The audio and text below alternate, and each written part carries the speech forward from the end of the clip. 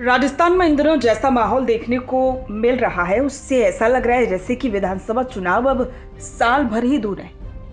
लेकिन अभी राजस्थान के विधानसभा चुनावों में लगभग 3 साल का वक्त है।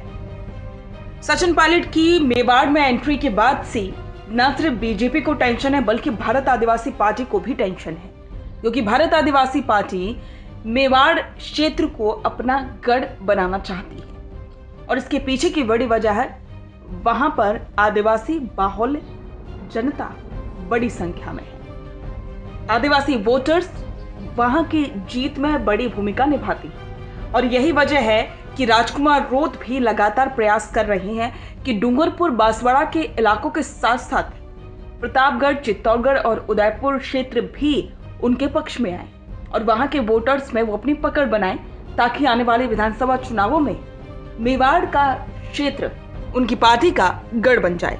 लेकिन अब सचिन पायलट की एंट्री के बाद से चिंता तो काफी बढ़ चुकी है। जिस तरीके से बीजेपी भी अब रणनीति पर काम कर रही है कि आगे किस तरह से काम किया जाए, उसी तरह भारत आदिवासी पार्टी भी अपनी तैयारी में लग गई, क्योंकि भारत आदिवासी पार्टी ये सोच रही थी कि सिर्फ बीजेपी को मात देना आसान होगा, क्योंकि वो आदिवासी वोटर्स को अपनी तरफ करने का प्रयास कर रही थी।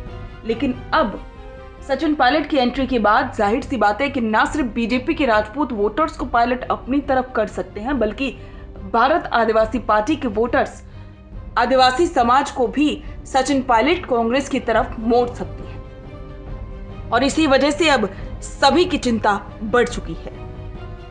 भारत आदिवासी पार्टी से डूंगरपुर बांसवाड़ा के सांसद राजकुमार रोत भी अब चुप नहीं बैठेंगे।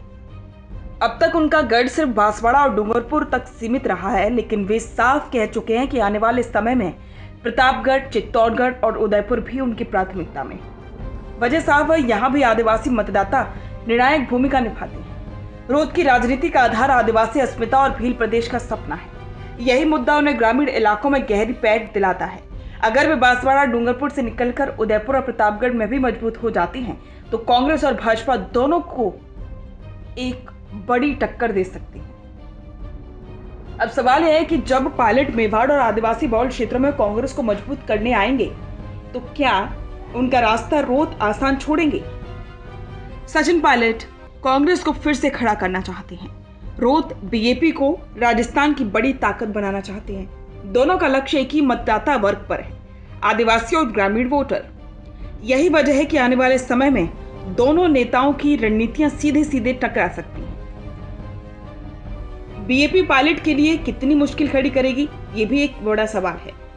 इसको कुछ पॉइंट्स के हिसाब से समझते हैं। आदिवासी वोटों की सेंधमारी। मेवाड़ और दक्षिणी राजस्थान के सीटों पर आदिवासी वोटर निर्णायक भूमिका निभाते हैं। बीजेपी पहले से ही बांसवाड़ा, डूंगरपुर में कांग्रेस का आधार कमजोर कर चुकी है। अगर यह असर उदयपुर, प्रतापगढ़ तक फैल गया तो पायलट की योजना को सीधा झटका लगेगा। ग्रामीण बनाम शहरी छवि। पायलट की छवि शहरी और पढ़े लिखे युवाओं के नेता की रही है। हालांकि वे अब गांव देहात में पैठ बढ़ाने की कोशिश कर रहे हैं, लेकिन रोत का आधार पहले से ही गांव और आदिवासियों इलाकों में काफी गहरा है। ये उन्हें बढ़त देता है। और तीसरा पॉइंट है आदिवासी अस्मिता का कार्ड। रोत का सबसे बड़ा हथियार है भील प्रदेश आंदोलन और आदिवासी पहचान।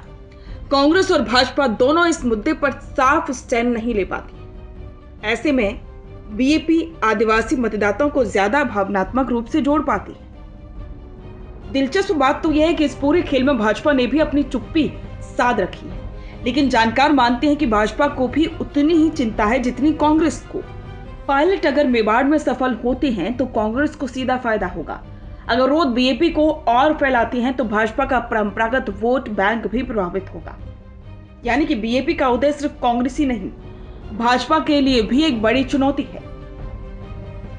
सचिन पायलट का मेवाड़ दौरा और राजकुमार रोत की आदिवासी पट्टी में बढ़ती सक्रियता, दोनों घटनाएं इस बात का संकेत हैं कि राजस्थान की राजनीति 2028 तक बिल्कुल नए रंग में देखने को मिलेगी।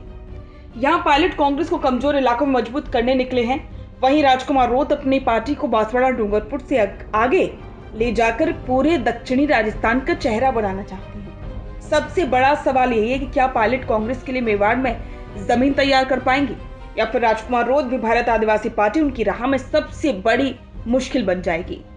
इतना तो तय है कि ये टकराव आने वाले सालों में राजस्थान की राजनीति का सबसे बड़ा केंद्र बनने वाला है।